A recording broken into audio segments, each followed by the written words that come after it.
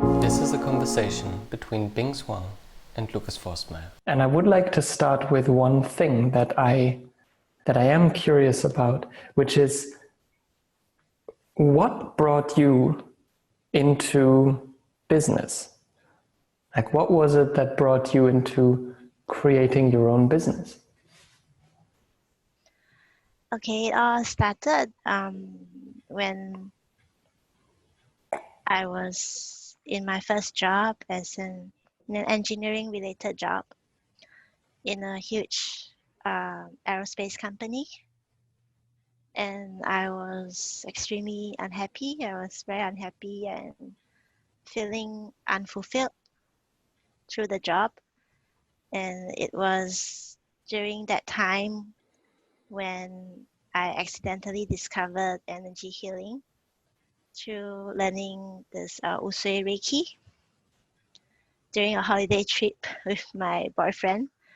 And it really struck me as something magical because after the workshop, when I was in a taxi with him and we both reached out to hold hands, my kids, and I They are felt welcome to join as well. okay. Hi. They can probably not hear me, but hello. Yeah. And as we reached out to hold hands, we felt sparks from our palms.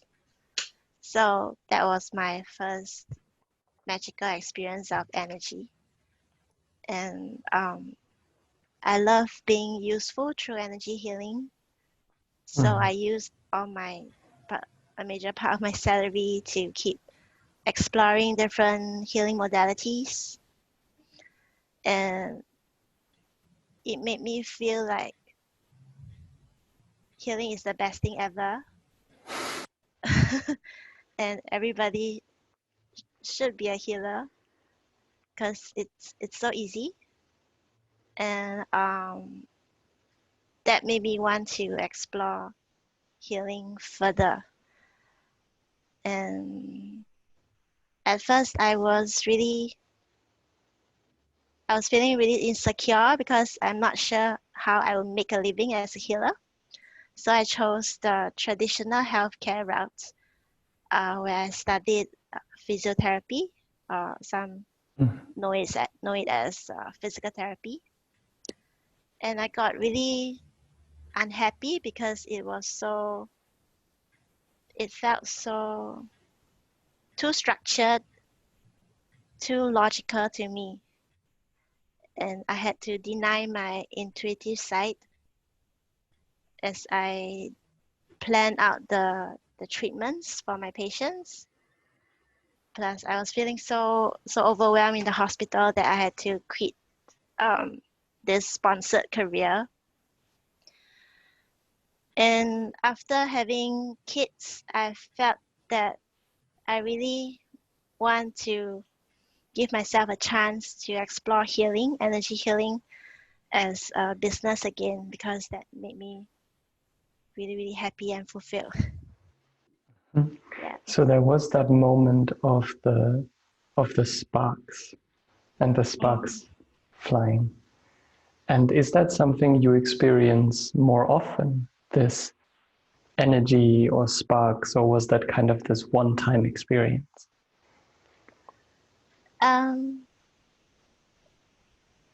The sparks, it wasn't that obvious after that, but it was more internal.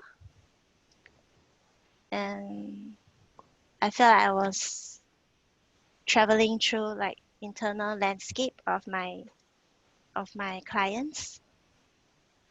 So so the magic was still there. And then I started to explore this new modality called the Wonder Method, which made me feel really, really quiet in the mind. And that was a different kind of magic to me.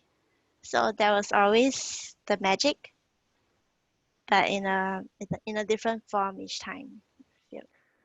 And you've talked about healing, and I might want to go there later, but I'm also curious because I also saw your kids just a moment ago, and how has your energy work and being with your kids, how has that come together?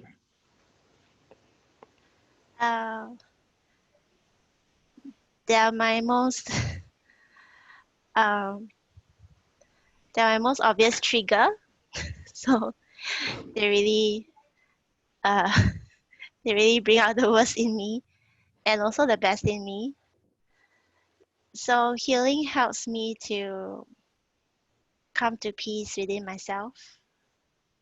And as I bring in healing to them, so like when they are hurt, they will ask for healing.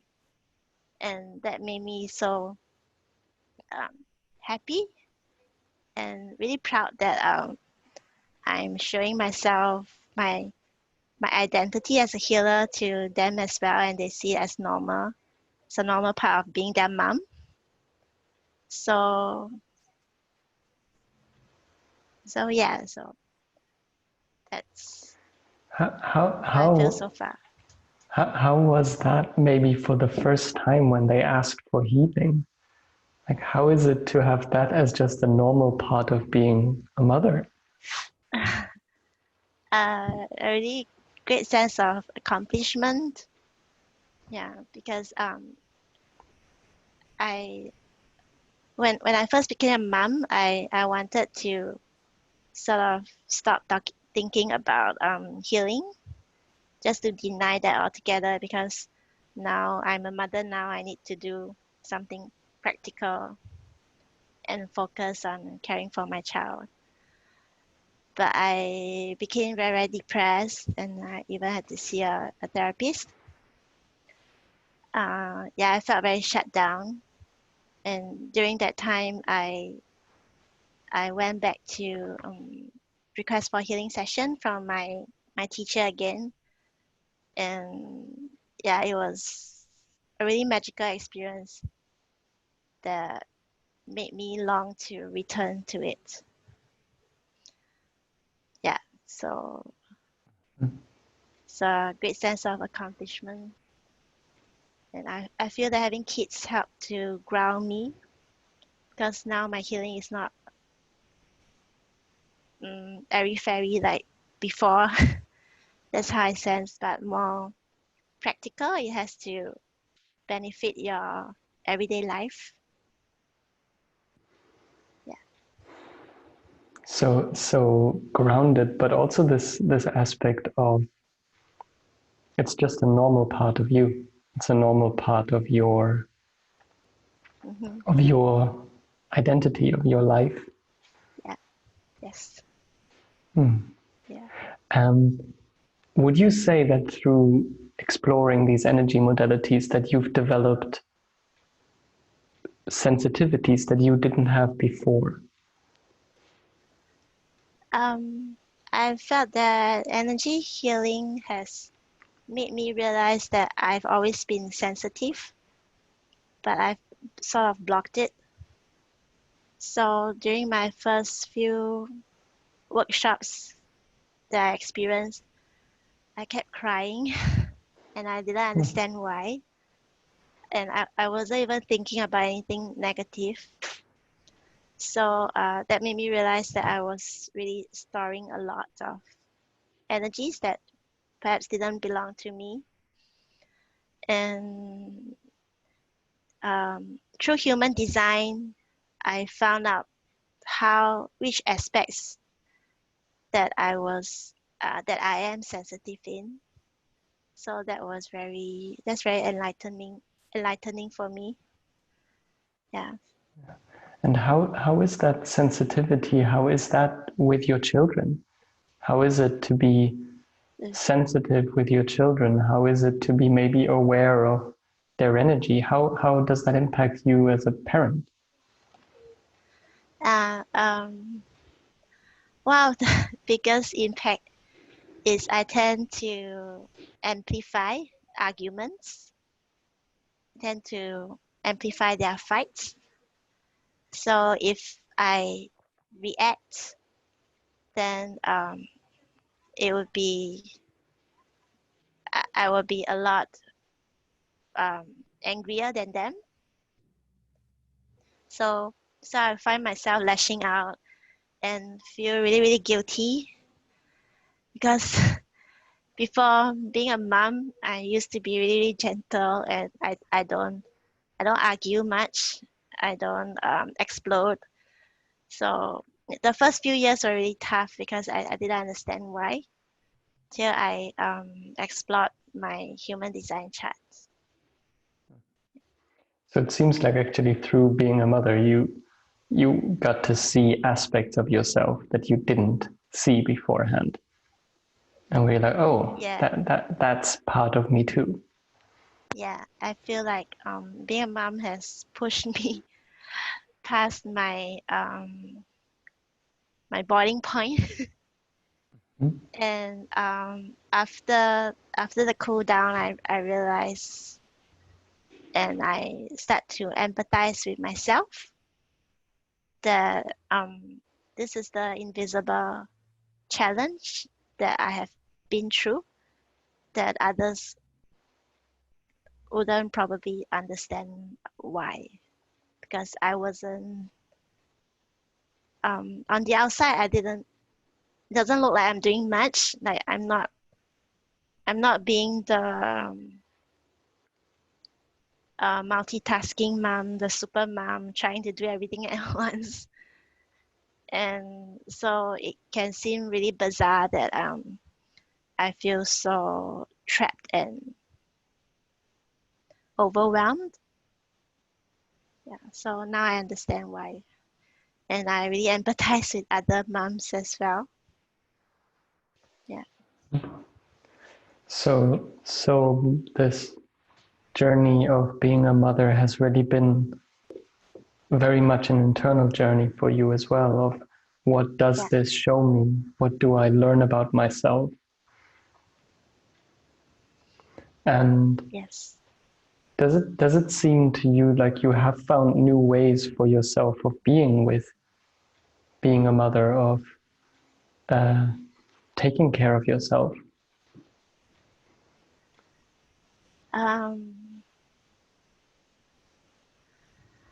Yeah, I learned that even when I'm being overtired and still needing to take care of my kids, I can still tune into my fatigue and just unwind it right there. And I learned to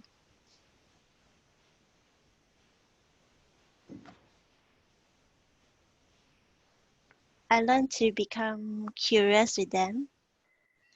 And as I become curious with them, I find that they start to relax with me. And that's the mode that I enjoy most from them, from being with them. So it's about building stories together, imagining. That's why I truly enjoy with them, and that feels like a gentle healing journey as I explore the magic of stories. Yeah. What would you say has been the biggest, or maybe not the biggest, but for you, a big takeaway you've had from this journey as a mother? Uh, it would be to always come back to myself, to center on myself, because I've tried the other extreme of denying my own needs to care for my kids, and it didn't turn out well. So I find that if I stay grounded in my own energy, I'm able to be well rested enough to respond to their needs and wants. So, but if I act from my sensitivity, I get totally ungrounded and I serve no one. Yeah. So this is what in human design they call open centers, where you sense others in an amplified manner. And defined centers is where you have a consistent relationship to yourself. So I find that I find human design a really great visual tool to help me stay grounded.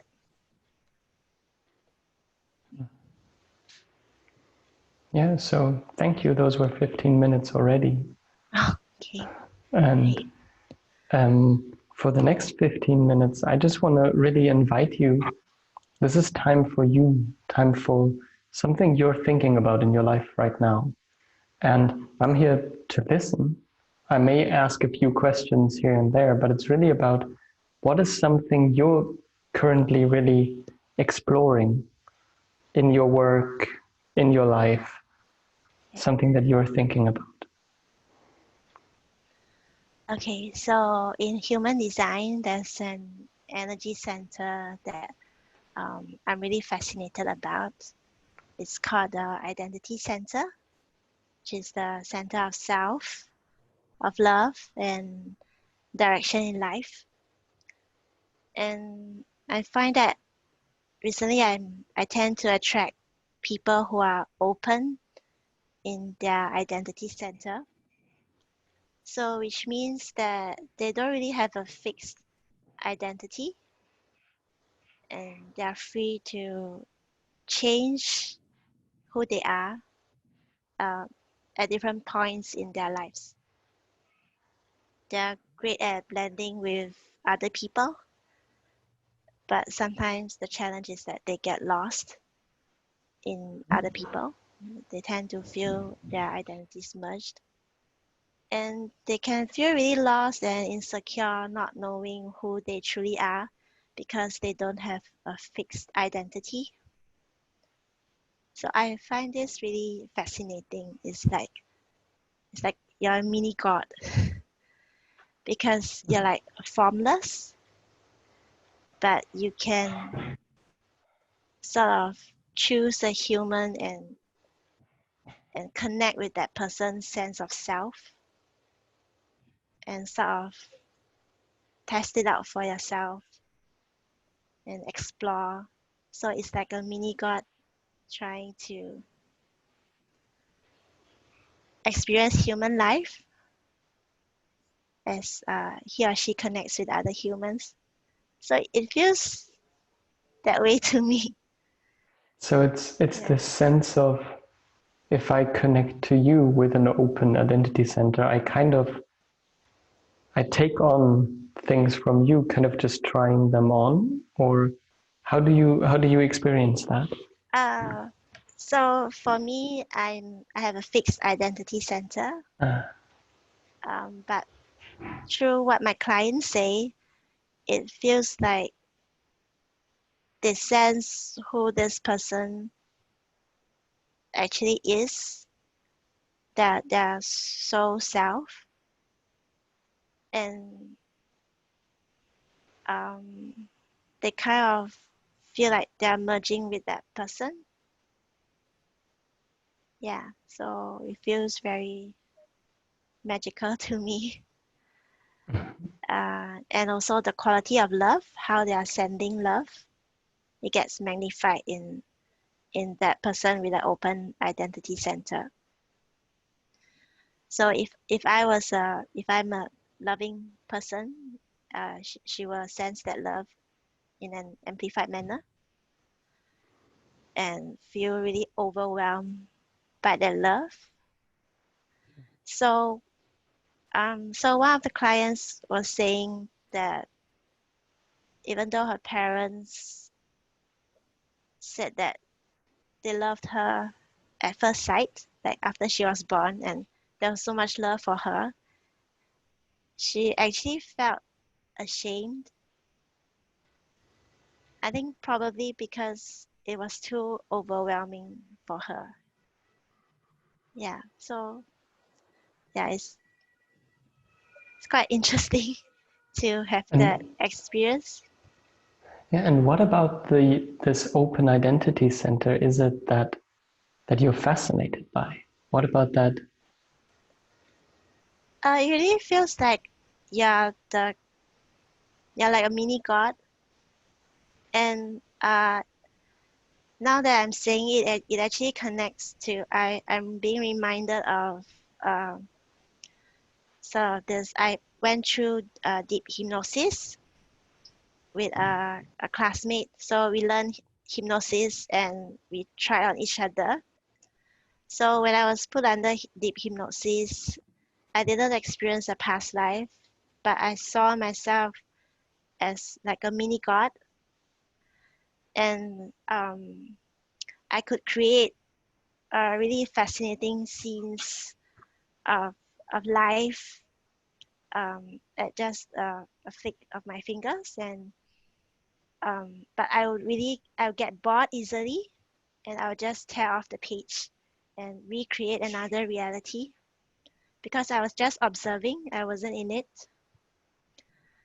So that experience made me realize that I came to Earth because I wanted to experience human life, and this open identity center feels similar to that experience.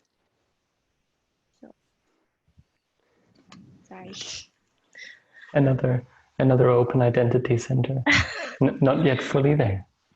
Yeah, actually they're all my two elder sons have open identity centers, and my husband too. Hmm. So what I'm trying to really get is this. I get your sense of fascination. Like there's something about that that's so interesting. Mm-hmm. Mm, I'm still trying to like get what about that experience of having an open identity center, of being a mini god. Yeah, what about that experience of having an open identity center makes people a mini god to you? Like what is that? Because they can choose to take on different personalities. Their life is not like fixed. It doesn't seem like there's a destiny, there's a fixed fate. They have the power to choose, but it feels like most of us don't feel like we have the power to choose. I think it's the having the freedom of choice that feels powerful. So Like a so it mini god. so it is that they can really choose. They can kind of take on a new personality and say, I try on this now. And that can It really be real. it depends on what they're attracting into their life. So like for generators, you need to have the encounter with that person before you can sort of connect. So it's not really about saying, oh, I want to be that person, and then you go to him. Yeah, so there is a inbuilt intuition that tells you like this is the right place, this is the right group of people, or the right person to be with. And the same intuition will also tell you that this is not safe, it's not right for you. But other than that, it feels like there's this ability to choose, and also it feels like when you amplify this quality of love, when you're overwhelmed by love, feels like we are getting closer to what unconditional love might feel like. So all this feels not so, feels like it's lifted away from the human dramas that most of us are in. Yeah, so that's what I'm exploring. Feels like there's all this connection. And how do you maybe experience that in you personally? Because you said you have a fixed identity center. So how is it for you? For me, I explore ideas, concepts, and I can get lost in confusion. So it's like a huge abstract download. So I'm not sure what I'm saying actually makes sense because most of the time what I say is not very logical. Until after a certain time, I'll be able to explain it in a more coherent manner. Yeah, but I love to try out different structures, different models. So before human design, I was exploring soul realignment, the concept of soul groups, and the different characteristics of various soul groups, what your soul gifts are, and all that. And then during virtues of angel realms. So it's like different models of sort of categorizing who we are. I will dive in and get insights. And when you try out a new model, like human design or SOG or whatever, how does that change your experience? Do you feel different or think different when you try on these models?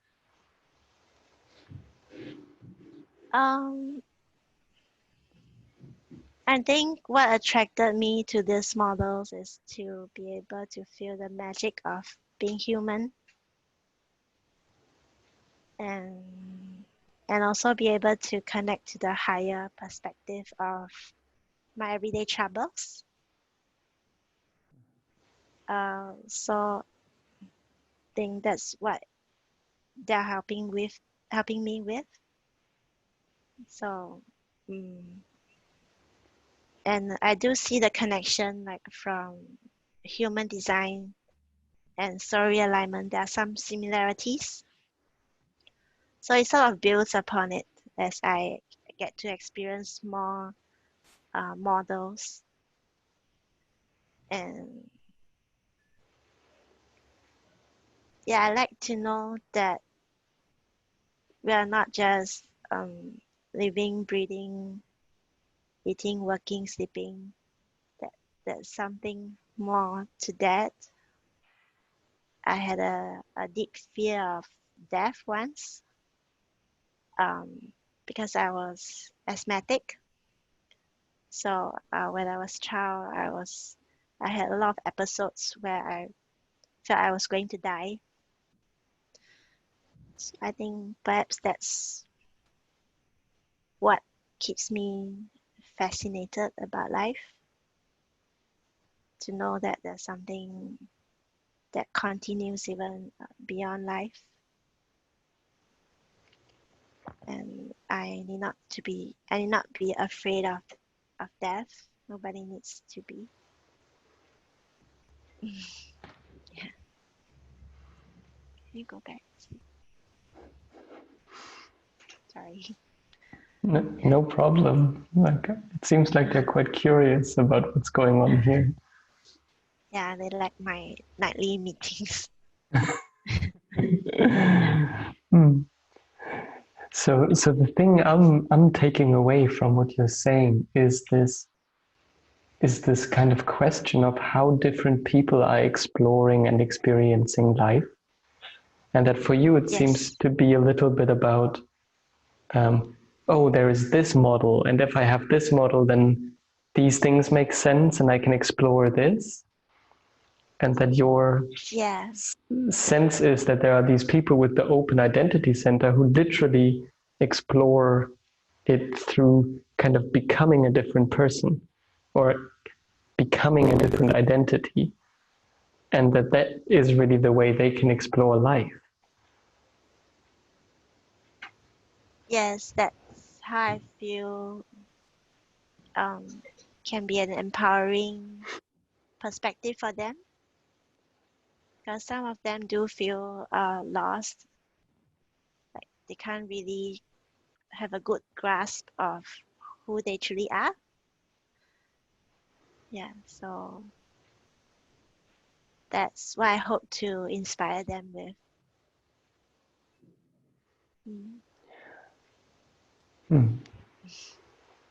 So that was another 15 minutes. Oh, that's It fast. flies. Yes.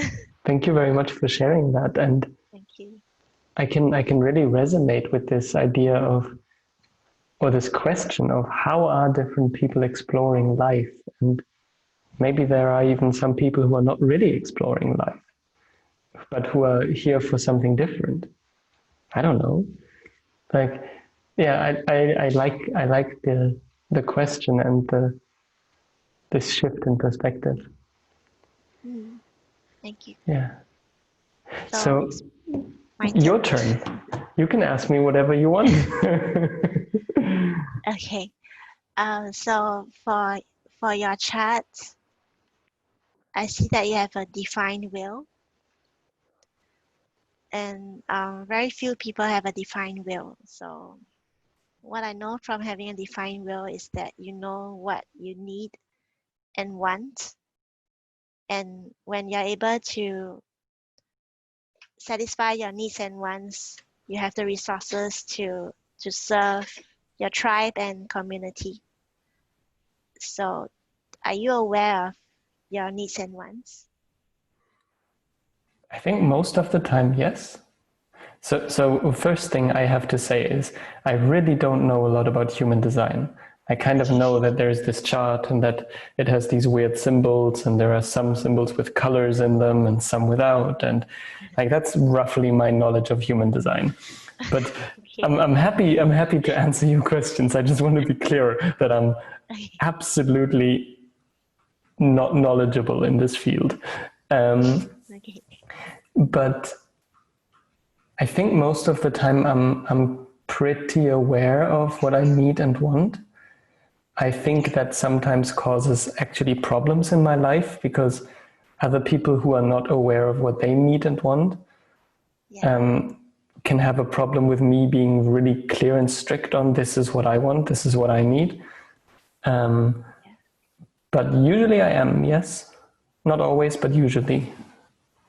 So how do you feel about that? Because the majority of us are not sure Is what that we so? need and want. Yeah.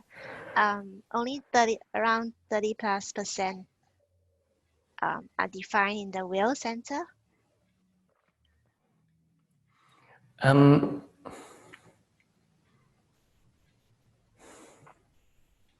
That's a really good question. I don't even know how I am aware of it.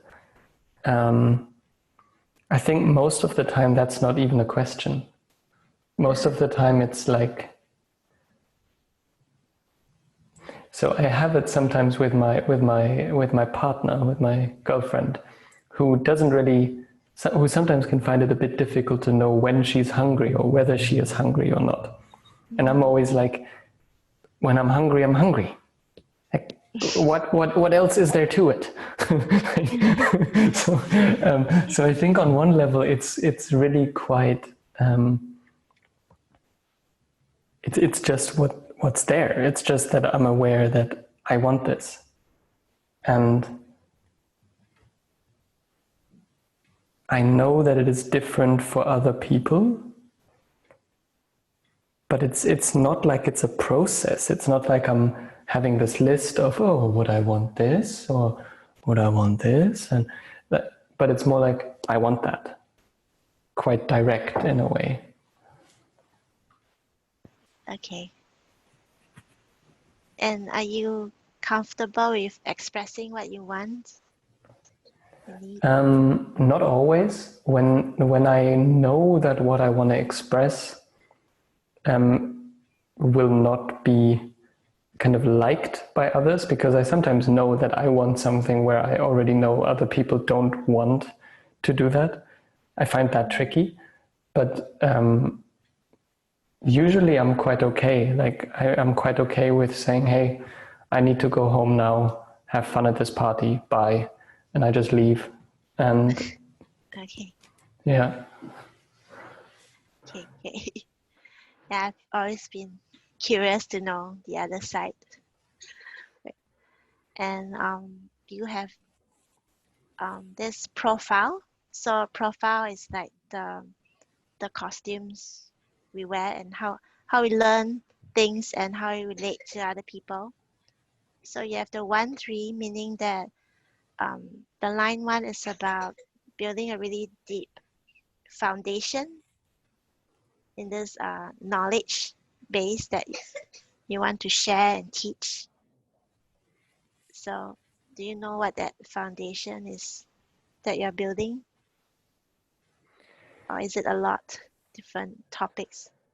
That's an interesting one, because that's actually one of the areas I struggle with most in my personal kind of journey, which is I feel like I'm not just in my experience of me.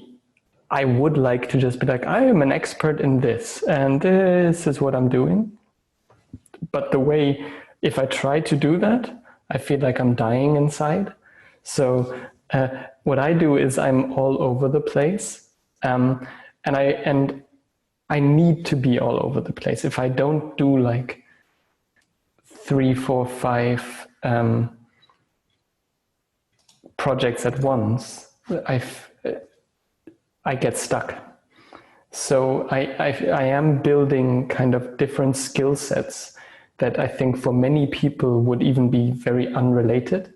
In some places of doing weird embodiment practices, and then in other places doing really mental things of how do I draw certain things.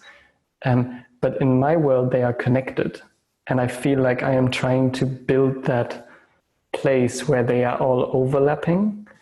So in one way, I do feel like I am building a base, but it doesn't look like I am becoming a lawyer. But it's more like, but they are connected to me. Yeah, that makes a lot of sense as a manifesting generator, because a manifesting generator is really good at multitasking, having various topics of interest, and also building mastery into all of it. So it's actually very healthy for you to multitask and to find shortcuts to mastery, to skip certain steps and maybe backtrack a little bit. So it feels and looks chaotic to other people, but you're most comfortable with that style. Yeah, it's actually, I think it's a tricky balance, because it's also easy for me to just, whenever this gets difficult, I just skip over here because this is easier and nicer. And there is this, I need to stick to things, and it's easier for me to just jump away from them than to stick to them. But there is the other point of, I actually think on one level, what's true for me is that I am pretty quick in picking up new things. And actually the much deeper gift that I have to offer is, rather than being this really small expert at this one thing where I have really deep knowledge in just one area, I actually think what's more true for me, and what actually I may have a skill set that's rarer, is the ability to pick up all of these things. I'm never the best at anything I do. There are always people who are way more skilled than me at any of the single things I do, but there are very few people who have all of these different areas that they can kind of be. They're welcome here if they want to stay.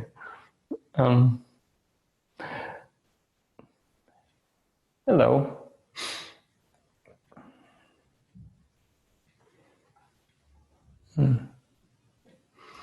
Yeah, but there are very few people who have these different areas that they can actually, where they're okay goodish compared to one area where they're absolutely excellent.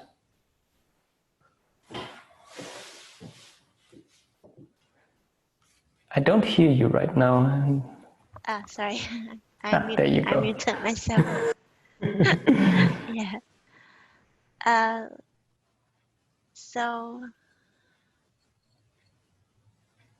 So do you see the interconnection in all that you've learned so far and experienced so far?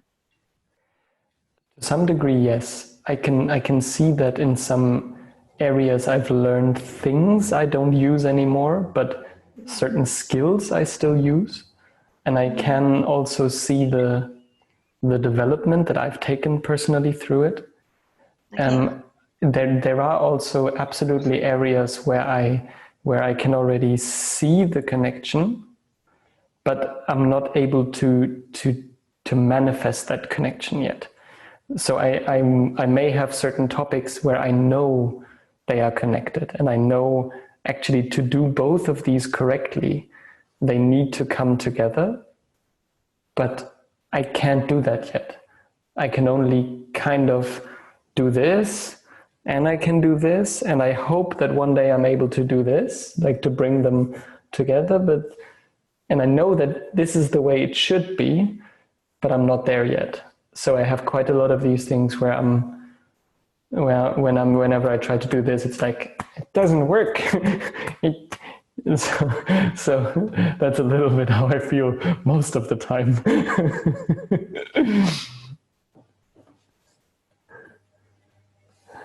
It's very interesting.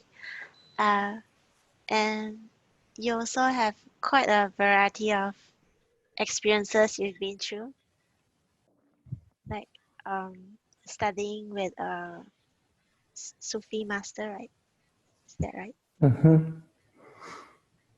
And how was that for you? I think both incredibly important and not just easy. Which is, I think, whenever we get into the realm of really more spiritual practice, there is an element of we're going off the map, and we're going off the beaten path, and those may be the most beautiful things and areas I've ever been, but they're also areas where lots of stuff happens that's not just easy or particularly easy. I mean, I think there is a reason why, and I don't know how much you've been following this, but in the last years, many of the international gurus and spiritual teachers had all of these scandals come up of all the bad things they've done. And I can see that I think being in that guru position can really bring you to this, I am all powerful, and then you do things that are just not very good. But I also think there is an element of we get into areas where suddenly different rules apply, where it may be that that we get into certain states of consciousness, certain ways of being with each other where we're completely away from what's normally accepted. But it's true, and it's true right now. So in that way, I think, especially in the more really wacky spiritual stuff I've done in my life, I've experienced some of the most beautiful things I've ever experienced, and I've experienced some of the weirdest things I've ever experienced, of which I'm still not sure whether I actually like them, whether I think they were good or bad or right or wrong, or I've gone to places where those categories stop existing, but then later they come back in, and I'm like, was that actually good? Like, was that the right thing to do? So in a way, I think a lot of and I've done different kinds of spiritual practices, like, yeah, they were incredibly important. I'm infinitely grateful for the experiences I've made there, and they are some of the most difficult things to actually make sense of, and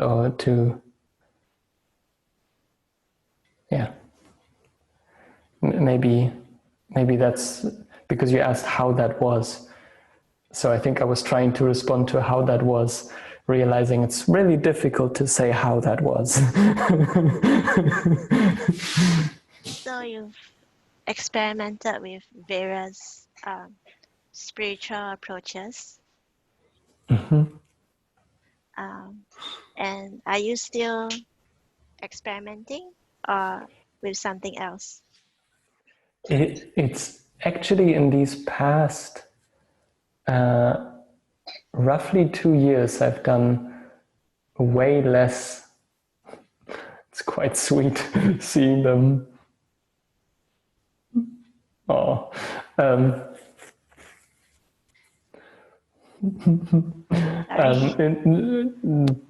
no need to apologize. Like, I think it's just natural that they would be curious, and that they would actually wonderful. In these past 2 years, I've been much less in the spiritual arena, and I've been much more in the down to earth body work,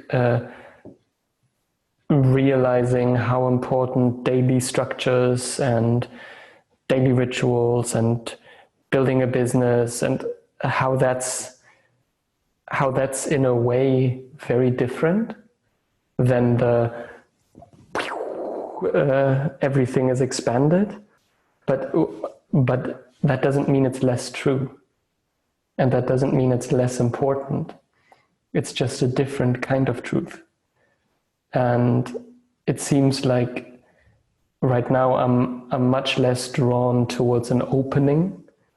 In a way, I have the sense of I know that there are people who are way, again, having all these different tables, I know there are people who've gone way deeper into these areas than me.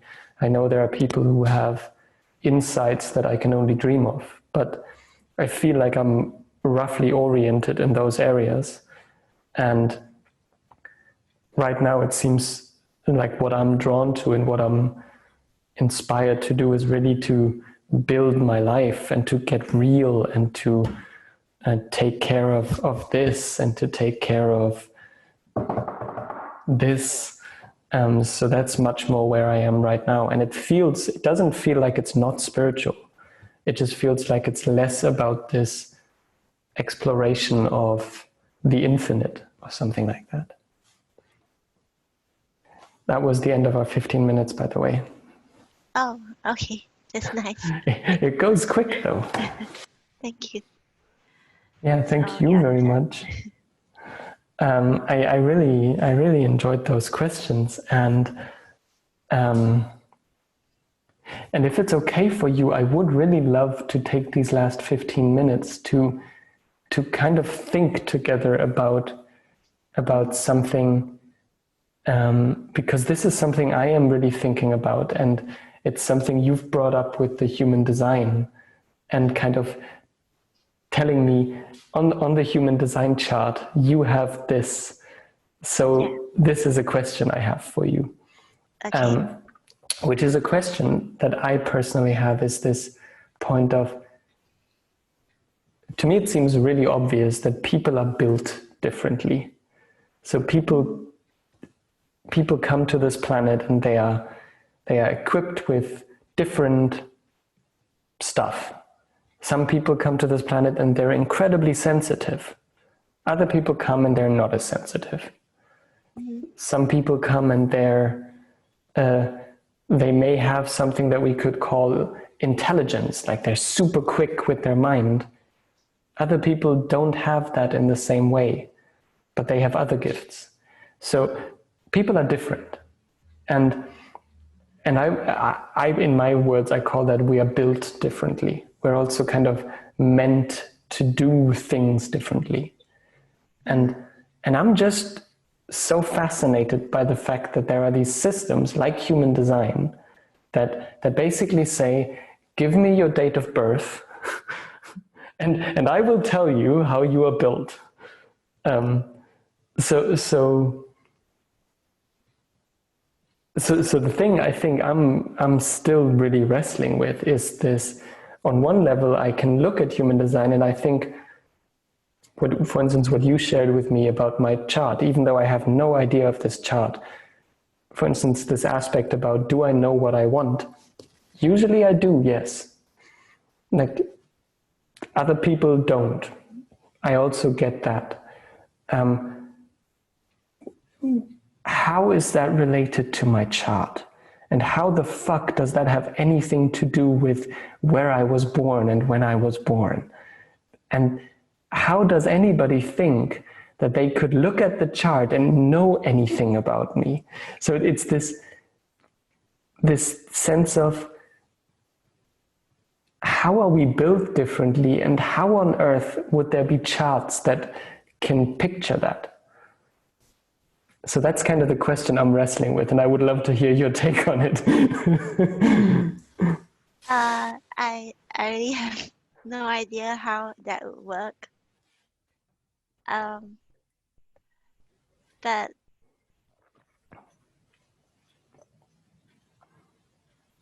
I would say that when I have your chart, I wouldn't know how you're behaving, whether it's in alignment with your chart or not. But with the knowledge of human design, it says that if you're not behaving in alignment with your chart, then there's a lot of pain and suffering. And you'll feel like things are not quite right. So you could be a very emotional person, and it could be that it's because you have a defined emotional rhythm, or you're around someone who's emotional. So I wouldn't know which chart you belong to. So the human design chart gives a great structure for inquiry, to know what your gifts and challenges are like, to know where you are on the dial of each spectrum, in each gate, channel, center. So it's just something to play with. That's how I see it. Would you say that people are really kind of built in this way? Like, there is this way that you are built where if you really lived according to your chart, you would function better, or your life would be easier. You perceive it like that? Yeah. So there's quantum physics being built into the system. The part about neutrinos. Do you know about neutrinos? I usually really don't like quantum physics explanations because I think they're usually absolute bullshit. Like, I really think any spiritual thing that tries to explain anything with quantum physics is utter bullshit. So I'm less interested in the quantum physics explanation. I'm much more interested in your experience, because like I think that's the only, in the end, that's the place it comes down to. Does your chart make sense to you?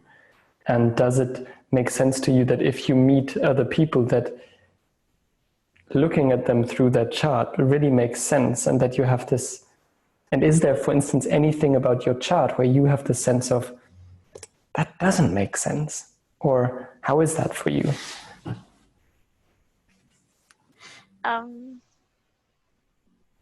I've experienced it for myself, my friends, family, and clients, that it does make a lot of sense at a certain level. But the chart is so complex that if I were to tune in to every detail, everything will make sense. Because yeah, it's just how you are programming your mind to see it. That's when I stop. So I just stick to the very fundamental, the basic elements of the chart, and I play with it. So it's a good enough model to play with it. And I use my intuition to sense into the energy of how my client is expressing the energy of that center, that gate, that channel. And it helps me to make better sense of what's going on. So I don't really fully rely on the chat, but it's something good to play with. It's insightful even at the most basic level. So that's my experience with it. Yeah, I don't get the quantum physics too. And in your experience of working with people, do you have this, when you're working with a generator compared to a reflector, let's say, would you say they are really meant to do different things in this life? They are meant to work in a different way in this world? Would you experience it like that? Not on the conceptual level, but with the people you've worked with?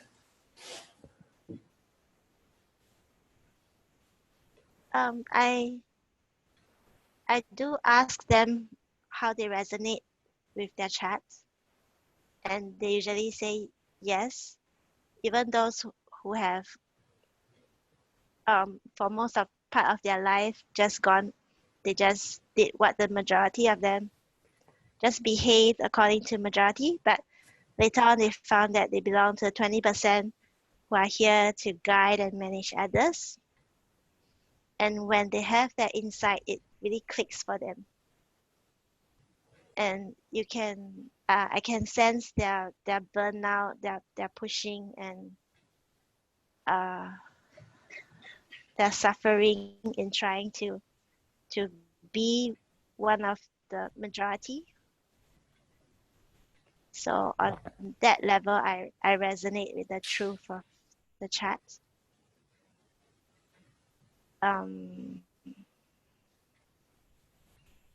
Yeah, but I haven't really worked long enough with someone to feel like they fully realign to the purpose of their type, and realign to their energies, releasing the conditioning from all their open centers. So I haven't experienced that part yet. But the initial journey, there's some resonance, there's some aha moments that made them feel validated, that it's true that something fell off from the start. Like for the past 20, 30 years, the suffering that they had was not very necessary. And for some others, the struggle that they had, even though it was painful, it was actually meaningful for them. So it's different according to the chart. So some are designed to work through their struggles, some are not.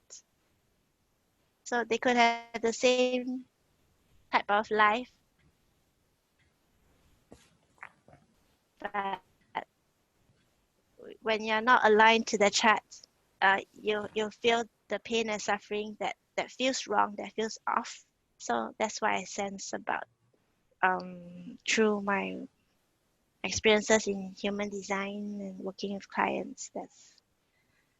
So that really resonates with me. So what I hear in that is, and this brings me back to my question, is this: you would really say that people are built differently, and it's.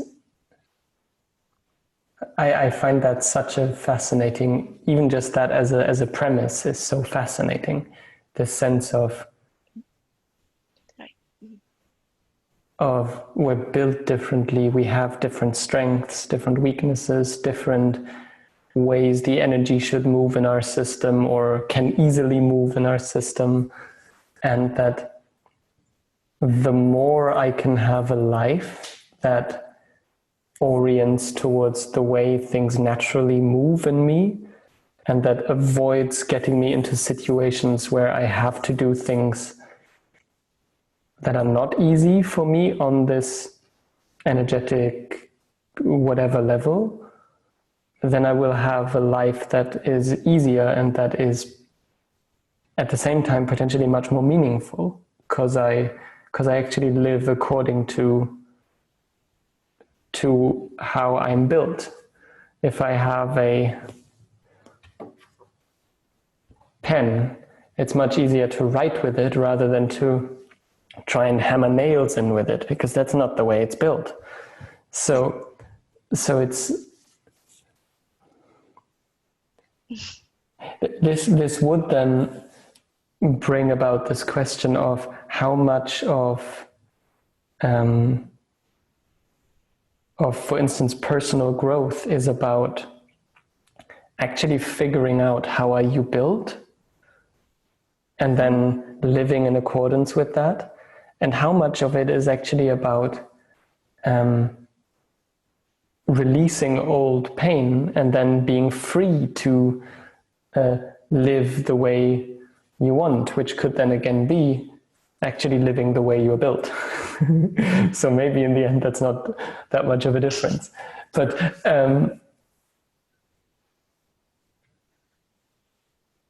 this would then be kind of a very deep level of knowing yourself. If I accept this idea that this is how you're meant to be, or this is how your energy system is meant to be, moving, let's say, how that looks in the world can have many ways, but this is the kind of stuff you should be doing in your life. And then to get to a place where I can actually embody and live that. It's a thing I'm thinking about a lot, but at the same time, I find something about it so weird to accept. So weird to accept this idea that there is something you're meant to be. Like, and maybe it's just because of the way I think about it as kind of like, this is your place. And maybe it's not about that, but it's about something more profound, like about how you're meant to function. I'm just rambling here, but yeah. I think the part about how you're meant to be is important, but it's not that solid. As in, there's still a lot of potential to be different versions of who you are and still stay true to how you're meant to be. So it's like an atom, but like this is solid, but it's not really solid. There's a whole lot of space in there. but you just have to recognize that this is a hand and not something else. And within that small little rule, you can do a lot of things with the hand. Mm. Yeah. And how you're meant to be is actually, it should be natural and instinctive. But because of the way our societies are built and we build rules inside that we have to abide by, we sort of lose touch with who we really are. So I think human design helps to remind us of that, our small piece of individuality. Yeah. But again, there's a lot of space in this hand. So that's what I feel. Yeah. So that was again 15 minutes of me ranting about stuff. Thank you very much for this conversation. Thank you. Yeah, I'm still thinking about this, the way we're meant to be stuff. I find that such a tricky one to see how much of that I believe and how much I don't, and all of that. Yeah. I mean, you didn't know your design, but you're still doing things the way you're meant to do. Could be.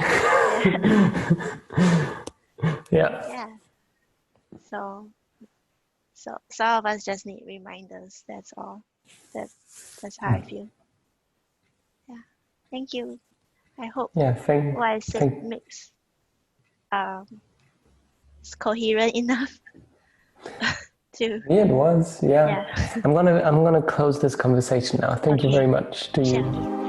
Sure.